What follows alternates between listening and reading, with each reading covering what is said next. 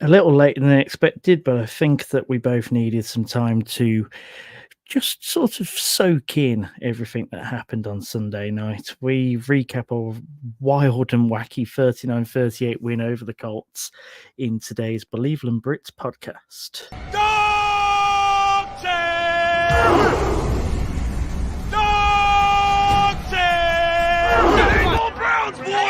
Just the same old Browns! Garrett's going to get him, and he knocks the ball away. Caught by Donovan Peoples-Jones! Touchdown! He got it! He got Chubb! He's to the 30, 20, 10, 5, touchdown! Wow, what a struggle. The way it should be, I guess. Brownies, here we go! Woo, woo. Here we go, Brownies!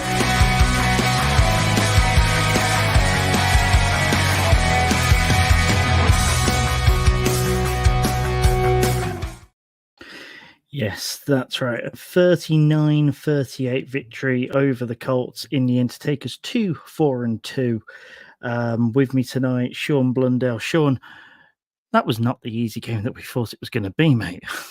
No, we should know by now, shouldn't we, mate? We really should know by now. There's no such thing as a straightforward Browns game. And as much as it opened up thinking, oh, this could be that steamroller victory that we were all hoping for, it was yet another emotional roller coaster. But one, I'm happy to say we obviously got off on the right end of, mate. So all good in the end. Yes, all's well that ends well. Another game-winning drive in the fourth quarter, which is very un-Browns-like. Another game-winning drive where the Zebras seem to give us some help as well, of which is un-Browns-like. And 4-2, which is incredibly un-Browns-like. The Browns have only been 4-2 3 times in the new form of the Browns since 1999. I'm unsure. Will we 4-2 in Baker's playoff season? I feel like we might have been. I don't know, mate. We may have been. It still feels unfamiliar, doesn't it? Yeah, no, most definitely, mate. And the thing is, in context, it's really important. We're going to touch on the context of the win as we go through the pod, but obviously important with other results, particularly in the division. As usual, it looks like the Browns need to be very, very, very good to even be competitive in our own division, which is always a bit of a kick in the teeth. 4-2 would have you at the top of many a division currently, but unfortunately not ours, but that always seems to be the way, doesn't it? Yes, the AFC North is the only division where every team is 500 or above. The Bengals bringing up the rear with 3-3. And yeah, like you say, it's just ridiculous, really, when you consider the Ravens and the Steelers.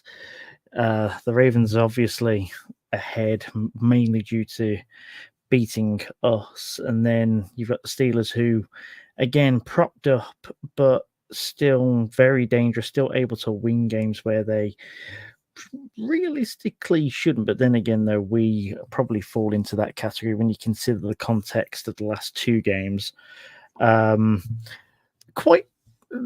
Let's dig into it first of all, just from a general perspective, then we'll go into some of the deeper questions. I think there's a few deep questions to ask ourselves today.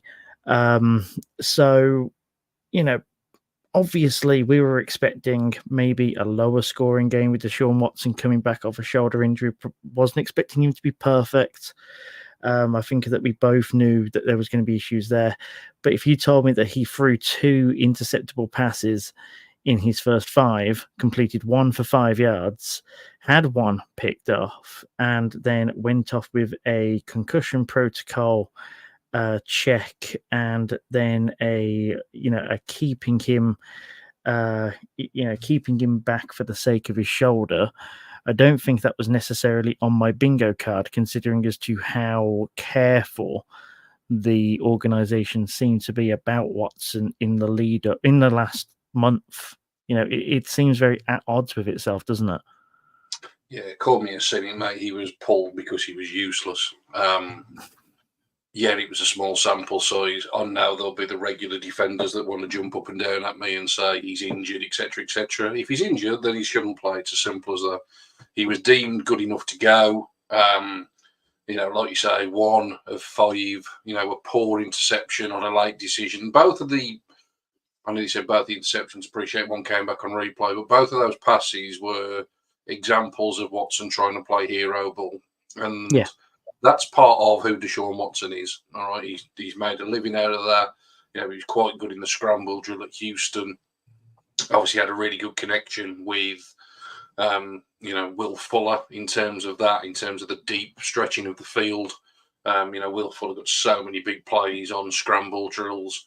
And the other thing that he had was a really good connection with a solid wide receiver in DeAndre Hopkins. Mm-hmm. Now, potentially in Cleveland, he could have that connection with Amari Cooper. If you were comparing like for like, Amari Cooper is the most like DeAndre Hopkins. Obviously, we're still searching for that speed element, if you like, in terms of consistency.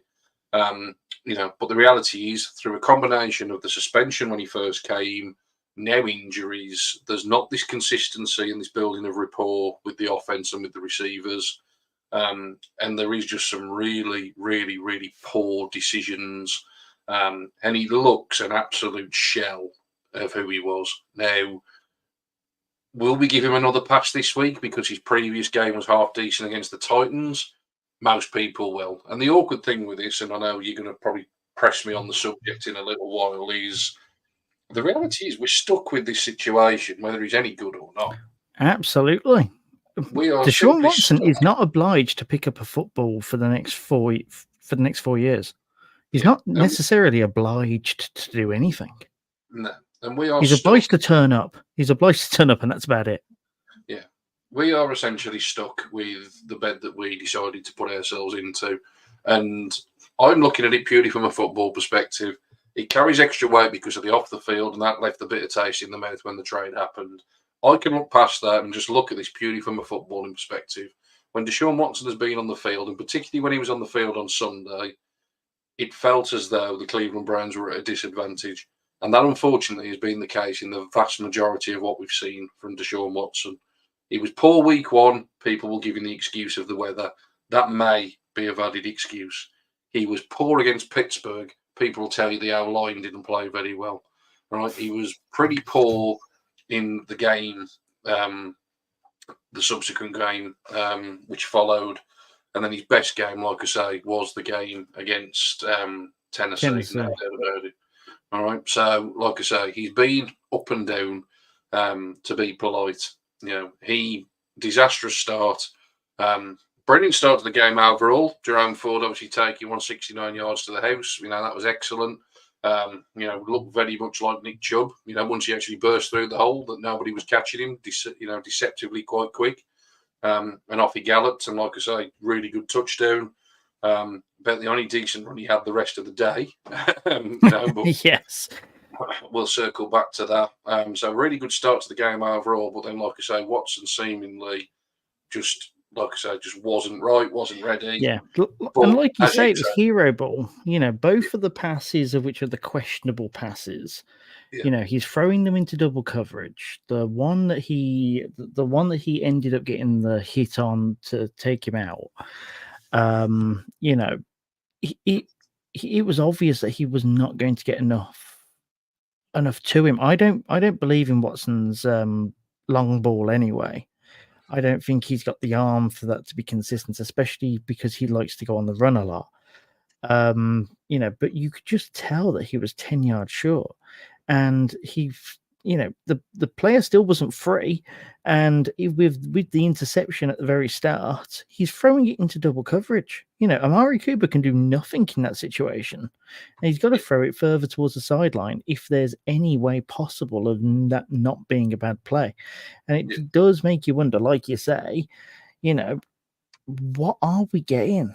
What really can we expect? Because we're there saying, look, if Deshaun Watson can play average football, if he can play average quarterback play, we'll be fine because of this defense, of which still turned out to be the case on Sunday. Even despite giving up all those yards, they found other ways to win. The defense found other ways to win with less than competent quarterback play. Yeah. Does Deshaun Watson give you competent quarterback play enough times over a season? That's, and that's not a question that you can answer, Shaun, really, as to right now.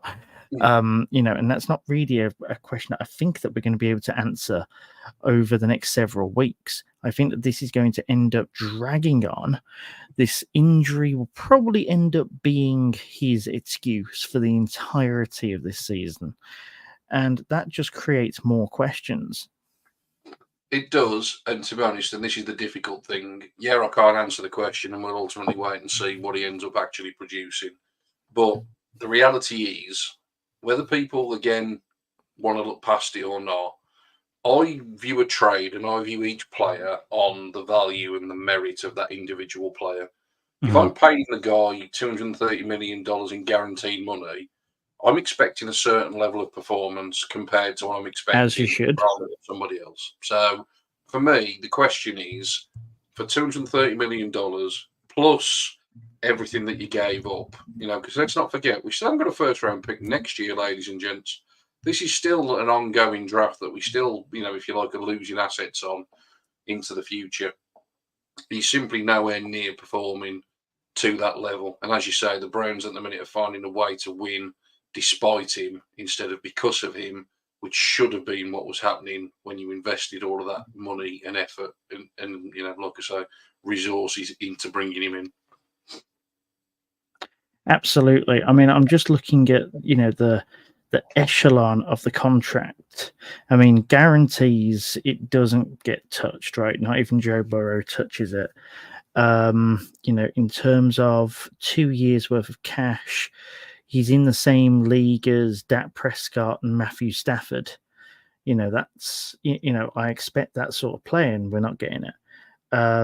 In terms of, average annual value, he's in the same league as Russell Wilson, which you could argue is probably playing at about that level, but that's not a positive. Jalen Hurts, and Daniel Jones. That probably doesn't help the point there. The fact that 2 out of those 3 aren't great, but Jalen Hurts is in that conversation, and realistically, that's newer money than what Watson was getting because that contract was signed later. So, there's definitely questions there, but we'll move back onto the quarterback conversation in a sec. Let's move on to how the rest of the game panned out. Obviously, PJ Walker comes in. Does probably as well as PJ Walker can do. There's a reason why he's on a practice squad, but he is able to at least get the ball moving more than what you think that Watson was going to be able to do at one point on Sunday night. 15 for 32 for 178 yards and an interception. Like you say, Jerome Ford pretty much stopped at that touchdown run. In fact, he actually lost yards after that touchdown run. He ended up with 74 yards. Kareem Hunt, Pierre Strong, Marquise Goodwin toted up the rest of the rushing yards, which about 80 yards were carried there. Kareem Hunt with 2 of the touchdowns. But obviously, this game was won by the defense, right? Something which I said to you on Friday and on the podcast, which was previewing this game, was we need to finally win a turnover battle, right? And I said to you, I'd be happy with a 0-0. I'd be happy with not losing a turnover battle. I did not mean, by any means necessary, I did not mean win it 4-2. 4-2 was not what I was expecting. 3 fumbles lost by Indy, which were all strip sacks. Interceptions, Cleveland ended up winning the interceptions game 2-1, which is obviously not one that you want to win.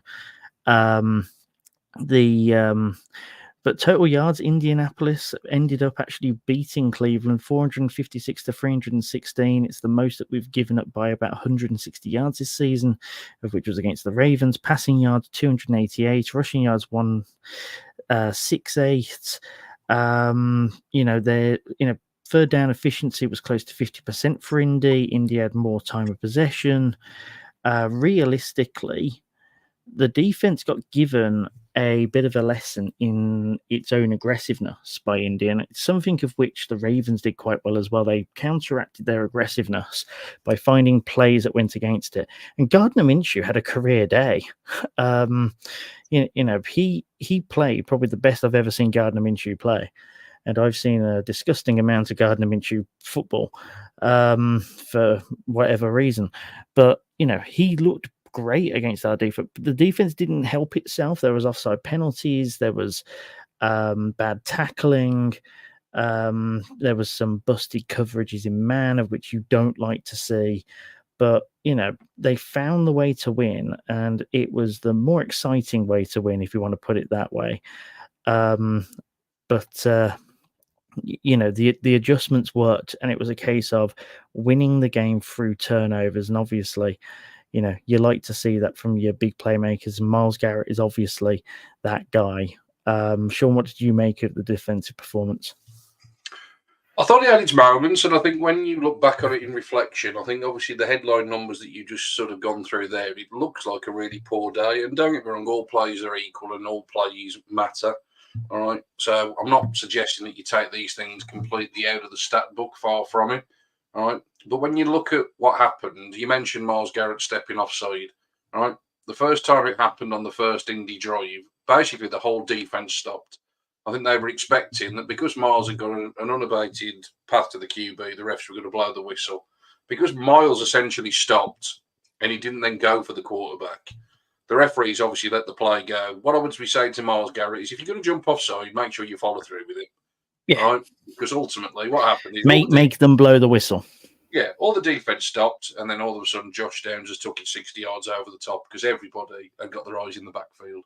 All right. Again, not excusing it. It counts as a play on the stat sheet, but that's 60 yards of the passing offense right there. Instead of 5. Instead of 5, or instead of just a dead play. And you also look at the final touchdown drive that Indianapolis were able to put together. And, poor tackling. The ball should have been a, routine tackle, I think, initially. I want to say it was Martin Emerson. It might not have been Martin Emerson initially, but it was a poor tackle anyway. Certainly Martin Emerson was involved in it. He might have had the second attempt, but again, Michael Pittman essentially should have been brought down for a minimal. I think Emerson put him into Newsome, and then it was the collision into Newsome that sort of freed him from it all, and he went, oh, okay. Yeah, exactly. And then all of a sudden he's got, 55, 60 yards of grass for him just to walk into. Yeah. So I'm not, like I said, those plays count. So I'm not saying that you just ignore those. All right. But ultimately, that takes up a huge portion. Oh, yeah. It adds an extra 120 yards, right? It makes it seem more like a 360 day rather than a 460 day. Yeah.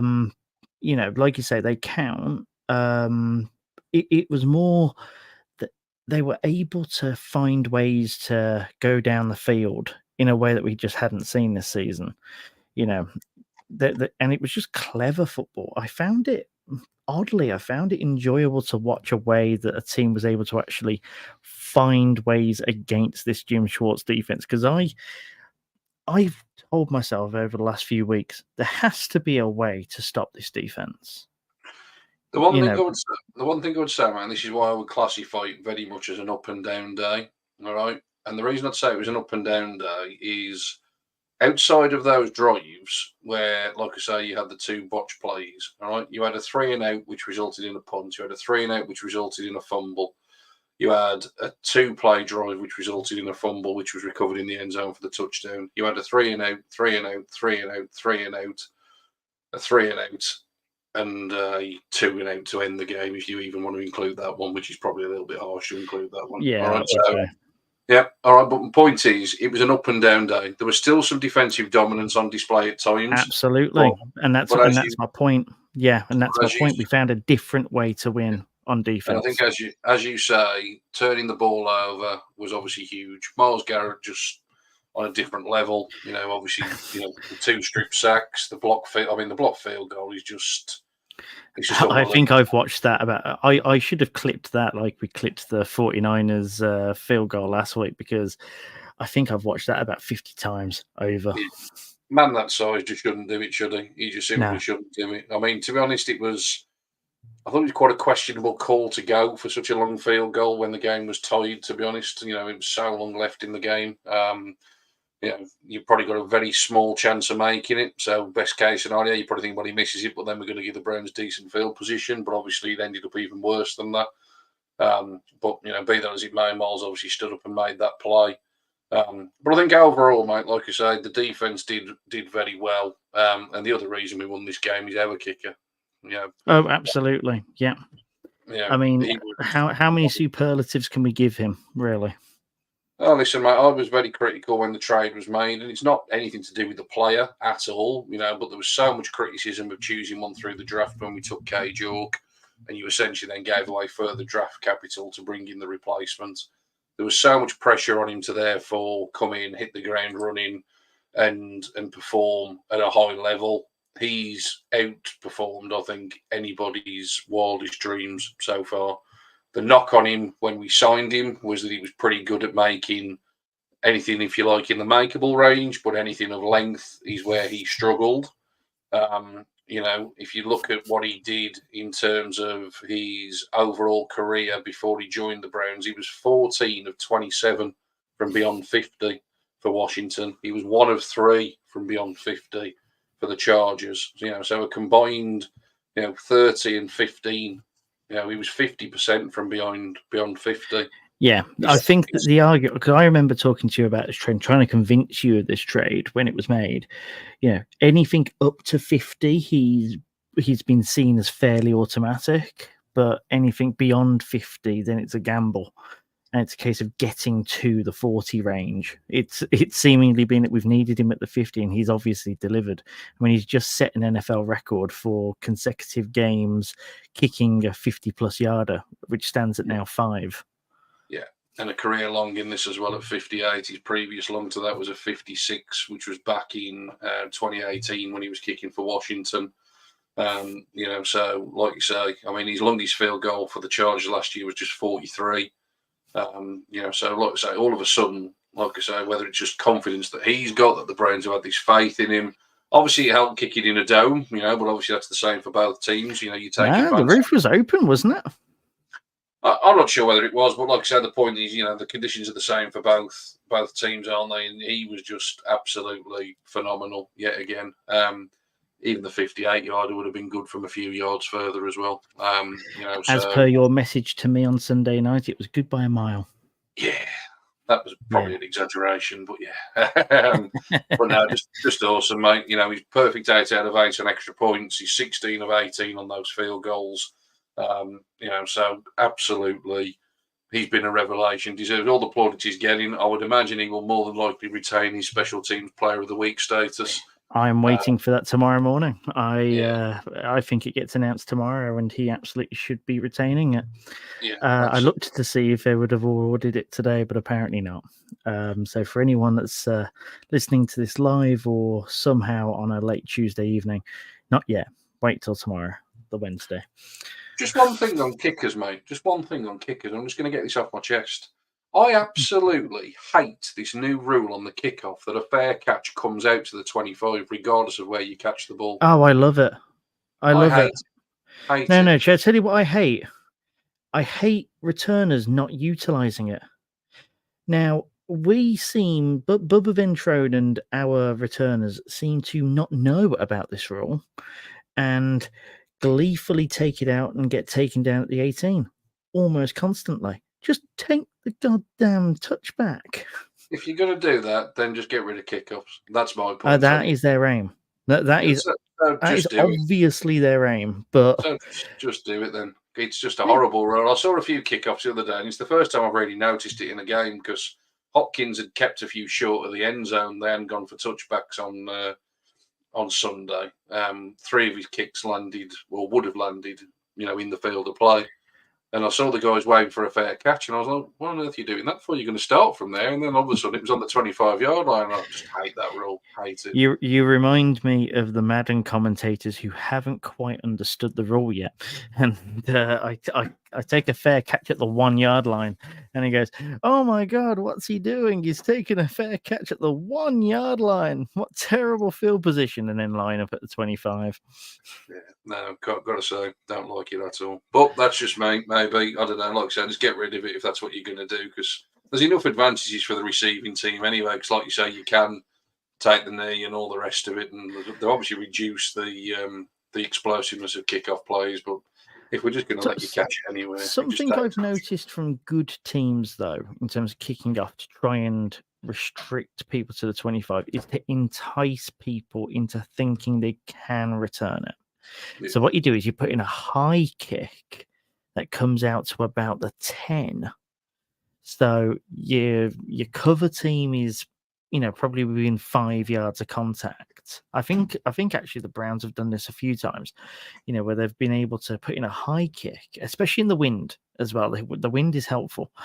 And, they're thinking, right, I'm at the 10. I only need to get 15 on this in order to actually make a go of it.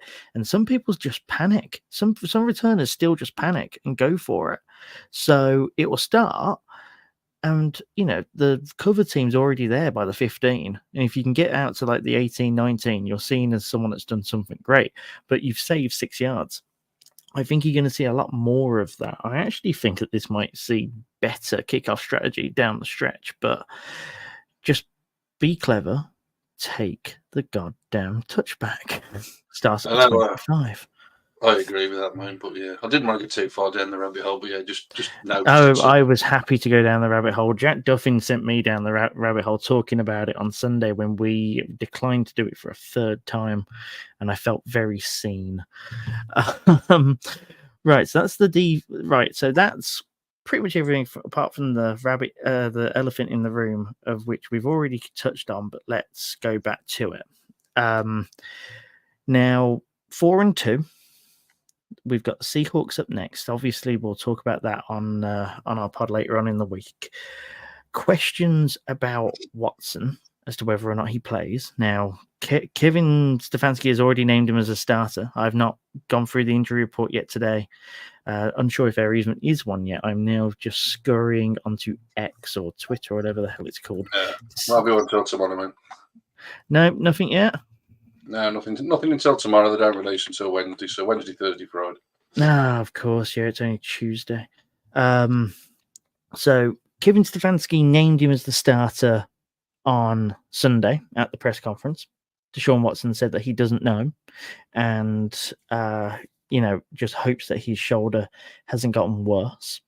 Kevin Stefanski also said that if PJ Walker was injured, Deshaun Watson would go back in. Deshaun Watson also kept clutching that helmet. So there's a lot of stuff going on there. You also have the fact that, Watson thinks that this might be something that affects him for the rest of the season. You have the first 5 plays of what we saw against the Colts. And then you've got PJ Walker's resume the last couple of games. You have Watson's resume previous as well. And here's a shocking statistic for you. The Browns are 31st in efficiency on offense. We are the best on defense and the second best on special teams. The latter point being the thing that you will love the most, Shaun. Special teams, second place. Punting unit is doing its job. Exactly. Fist pumps for Corey Bajorquez. Probably this podcast's sponsored player, to be quite honest with you. We do love a bit of Corey B. But 31st on offense. Obviously, first, Hall of Famer running back, obviously down. QB situation in disarray, of which is obviously having an impact on the receivers. Our number 2 running back is also potentially out for 1 to 2 weeks as well, which is an issue. Jerome Ford is likely to miss the next week or two, but it's not seen as anything too bad. Here's my question to you, and I know you and Awine have a very similar view on this, so I'm happy to just ask you, and you almost speak on behalf of Awine as well, because we've had this conversation at least lightly. And also on the efficiency point, by the way, Watson is the 30th player of quarterback in terms of quarterback efficiency for the 2023 season, and PJ Walker, I think, is the 34th QB, and Dorian Thompson-Robinson is the 36th, I think it is. I think he's dead last. QB situation, if Watson cannot throw the football the way he should, and by way he should, let's go with the way that he expects himself to be able to, i.e. the start of the season, which probably still isn't good enough for what we're expecting for that money, but we're not talking about that. We're talking him being at how he should be, right? Your next available option is PJ Walker, who might well leave on waivers. He now has to go through waivers because he's been elevated thrice. So, you've got that to contend with as well. Do you explore bringing in a quarterback? So, in terms of this thing about him being on waivers, right, nobody needs to worry about that because anybody could have pinched him from the practice squad if that's what they wanted to do. All right, so he's not going to go anywhere. All right, nobody's going to be banging down the Browns' door to sign PJ Walker. I will be very, very, very surprised if that happens. All right, so I think that's the first thing. I think the second thing I would say is, and this is the awkward thing with this injury, not knowing what's what. All right, I thought that press conference was quite telling on Sunday. All right, because had Walker been injured, Watson was going back in. So there go. Kevin Stefanski decided that the Browns had a better chance to win with PJ Walker than they did with Deshaun Watson on Sunday if both were technically available to him, which kind of backs up what we were saying earlier on in the pod, that he just absolutely stunk in the time that he was out there.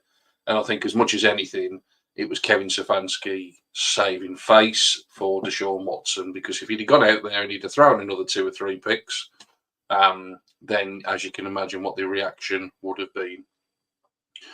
If he's healthy, he needs to play. It's as simple as that. Absolutely. Right? Oh, and that's fully agreed, right? Yeah. If he's healthy, he's got to play. If he's healthy, he plays. All right. If he plays, he needs to play better than he has. Let's not go back around that loop again. If he's not healthy, all right, and this is the thing that always staggers me with our fan base, all right, it always staggers me. There is a reason that Matt Ryan is currently sitting in a CBS booth. Matt Ryan was a very decent quarterback for the Atlanta Falcons for a very long period of time. And then he became a terrible quarterback in a very short space of time when he played for the Indianapolis Colts. All right, he had a terrible year. Really poor way, to be honest, to probably end his career. All right. If Matt Ryan is brought in, he's not going to have a clue about the playbook. Wait, right? Is Matt Ryan the one that people are calling for? No, I'm just saying these are some of the options that are out there. When you say, okay. All right. So Matt Ryan, not going to know the playbook. You can say the same for Carson Wentz. That's another name that I've heard batted around. Carson Wentz is available. Carson Wentz is fast approaching Ryan Fitzpatrick's record of trying to play for every NFL team available, I think. All right. And everywhere that he's been recycled, we draw the same conclusion that, again, Carson Wentz just isn't actually that good of a quarterback. All right. He obviously had a brilliant start to his career. And then after the injury, he's never, ever been the same again. The one that really springs to mind, and the one that everybody seemingly wants to get behind, of course, is Jacoby Brissett. All right. That's the one that everybody wants to get behind. Now, there's an issue there. All right. Then the issue is quite simple. All right. If you are sitting in the front office of the Washington Commanders and you know that the Browns are desperate, all of a sudden, Jacoby Brissett's price is going to go up. All right. Quite simply, it's going to go up. If anybody thinks you're going to be able to pick up Jacoby Brissett for a 6th rounder or a 7th rounder, I think you're probably gravely mistaken. I imagine you're going to be looking more like a 3rd round pick to probably pick him up. All right. The other thing you've got is a much bigger contract. Now, yeah, the Browns can eat that. There's no problem in terms of the Browns eating that contract. But the other thing you've got to bear in mind is, would it be a trade that Jacoby Brissett is actually interested in? He did a brilliant job. Why does that matter? Well, you say, why does it matter? He did a brilliant job for the Browns last year. There was no reason for the Browns not to retain his services as the backup quarterback this year. Well, that was money. That was all money, right? I'll tell you what, let me give you a scenario, right? Mm-hmm. This is the scenario where I think it would work. Mm-hmm. So, first of all, you got to remember that Josh Dobbs was the backup quarterback that was brought in to be the serviceable backup before we were all convinced that Dorian Thompson-Robinson was it, right?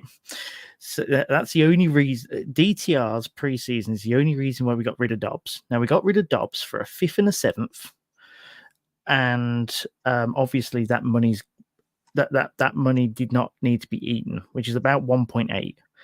Now, Jacoby Brissett's contract is about 1.8 because of the pro-rata contracted deal, and we are not on the we would not be on the on the tail for the bonuses, etc., the signing on whatever. It would only be the pro-rated salary, which is about 1.8. So money-wise, it's essentially, just rolling back on the Dobbs deal. Now, you talk about price for the trade. Mhm. I don't think that, asking about a second QB when your first QB is reportedly healthy and you're just looking for someone better than PJ Walker is going to move the needle too much. If the offer was a 5th and a 7th for someone who is on a half a year deal and you're not using him because you believe fully in Sam Howell, and you can pick up pretty much anyone off the street because it doesn't matter, because it's not like you're going to really make a proper push for the playoffs. You'd probably take that deal if you're Washington, because a 5th there probably helps you more. Anyway, if it ended up being a 4th and a 7th, realistically, the switch from Dobbs to Brissett ends up being that you just traded away a 4th instead of a 5th. Now, the way that I see it working in terms of what it would do performance-wise, because I know that some people's issue has been, well, what does it mean to a win, to a win counter, etc. Now, if Watson's problem is rest, if this shoulder needs to heal, if it needs a month to fully heal, then Brissett coming in gives you that month. It gives you that 6 weeks with competent quarterback play, not with seat of your pants PJ Walker throwing less than 500 and missing every open receiver possible. Let's not let the scoreline flatter. PJ Walker has played like crap, and he's had pretty much everything around him work for him in order to get the wins. This would provide you with a good opportunity to take the wins against teams that we should be beating in order to continue the playoff push. Like you said at the very top of the show, the AFC North is stupid competitive. You cannot lose any easy games. Well, easy in quotation marks. So, this wouldn't be, oh, you can't trust Brissett to take you through the playoffs into a Super Bowl. I'm not asking him to do that. I'm asking to put Watson in the best position possible, whatever that is. Obviously, we can debate that until the cows come home. But like you said, we're stuck with him no matter what. He's the QB1. If rest is what's required and the need to be able to have a contingency if he goes down, if you're telling me that a reverse Dobbs deal brings Brissett back into the building and we can have Brissett coming in for any issue, I take that. Competent QB play plus this defense equals a chance. Now, is what I'm saying wrong there at all? No, listen, I don't disagree with your thought process in terms of wanting it to happen. I do think the price should be more than what you've suggested because, like I say, I don't see really what the incentive is for Washington to do the deal, to be honest. I don't think they're going to be that enamoured with Sam Howell. I wouldn't be surprised to see potentially a change at quarterback forthcoming in Washington anyway. Really? Yeah, really. He was awful against the Giants. I mean, yeah, he was awful, but I think that Washington are all in on him. Well, like I say, proof will be in the pudding on that one. But for me, ultimately, the reason I don't like, and the reason, to be honest, I don't really like the whole conversation, it's not that I don't like the conversation, all right? Nothing would please me more than Jacoby Brissett coming back, playing well, and playing well enough to the point that he keeps the job regardless of what happens anywhere else. And let's be honest, that's the elephant in the room that a lot of people are thinking, all right? Because ultimately, last season, when he was in, was pretty good. He was better. And you're sort of thinking, give him this opportunity now with a much better defense. And you know what? We'd win a lot more games. The reality is that's why people want to make the trade. The reality is for this franchise to get to where it wants to get to, whether I like it, you like it, anybody likes it, this trade for Deshaun Watson needs to work out. I think you put any additional barriers in there in terms of a much better backup quarterback or all the rest of it, it's only going to make the waters a lot more muddy. I think, and again, everyone can make an excuse for Deshaun Watson. I said earlier, the weather in week one, O-line was crap in week two and whatever else. Right, PJ Walker didn't take hardly any snaps in practice last week because Deshaun Watson took most of them again. Right? PJ Walker's hardly had any snaps with this offense. He was on the street 2 weeks ago. Why are we expecting PJ Walker to come and start tossing it around the yard? But that's the thing. I'm not expecting him to do anything because I already know he's crap. But I also know that the elephant in the room, the other elephant in the room, we have a number of elephants in a number of rooms here. Deshaun Watson might not feel like he can throw a football for weeks, right? We're seeing that in the press conferences. We cannot trust this opportunity with PJ Walker.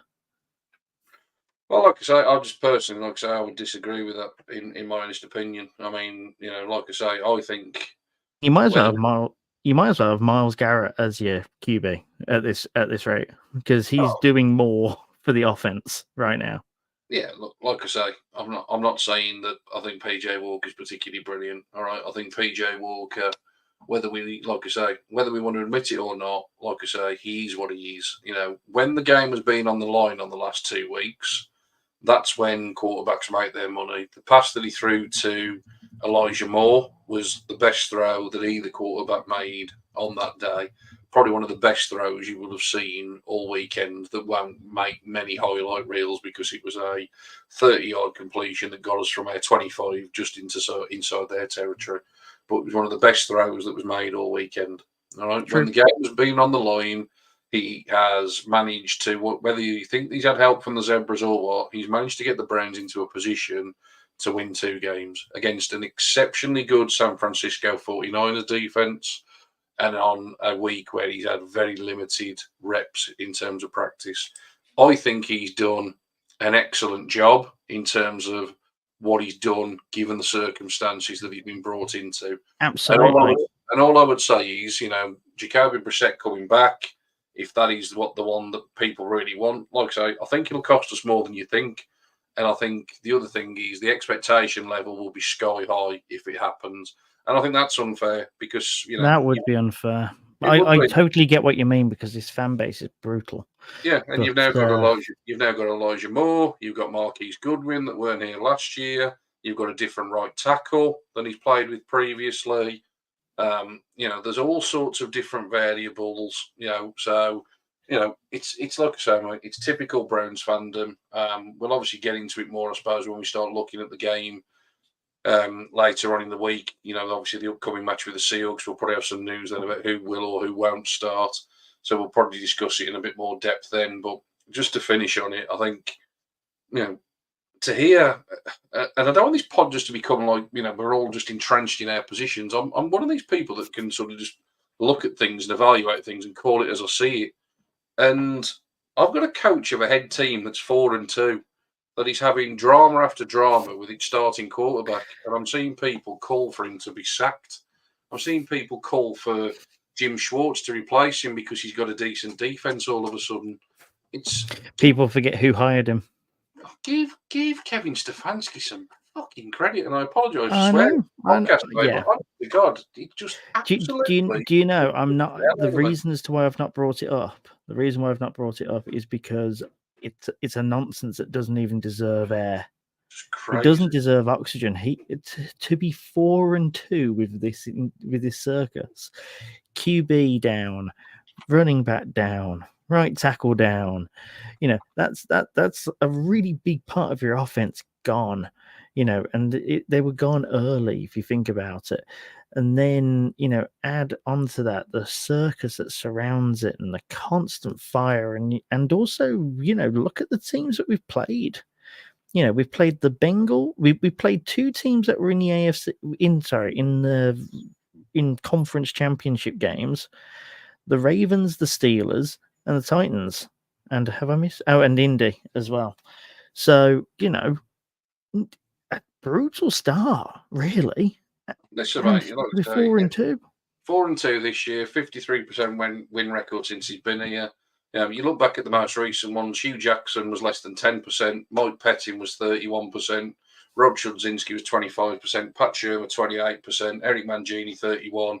I can go on and on and on. Why on earth there is not more respect on his name is just absolutely beyond me. And as I say, I think he's doing a phenomenal job. I really, really do. Yeah, absolutely right. We'll end it there on that bombshell. We will be back later on in the week, as Shaun says, to preview the game against the Seattle Seahawks. A nice little road trip and a 9:25 kickoff. I think that is, Shaun. It's either 9:05 or 9:25. Oh, it's 8, isn't it? You'll be glad to know, mate, the good old British summertime. Yeah, what a lovely weekend for the clocks to go back. So 8:05 on Sunday evening, mate. 8:05. Yeah, there we go. Yeah, that's nice. That's nice. It means it finishes at about 11. Exactly, mate. Much better. Oh, that's lovely. What a nice way to end the pod, mate. What a nice way to end the pod. Yeah, join us later on in the week and we'll go through the Seahawks game. I think that the only thing I want to talk about in terms of the Seahawks are the lovely retro unis that they're going to be breaking out for that particular one. Yes, Shaun, I'm sorry. It's that time. You knew it was coming. Hopefully we'll have a wine back for that one. Totally my fault as to why he's not here. He told me that he was unable to do this slot, and yet I did it anyway. You might think it's because of this QB conversation. I definitely could not tell you otherwise. But on that note, thank you, Shaun, for your thoughts this evening. Thank you to everyone for listening, and we'll see you later in the week. Go Browns.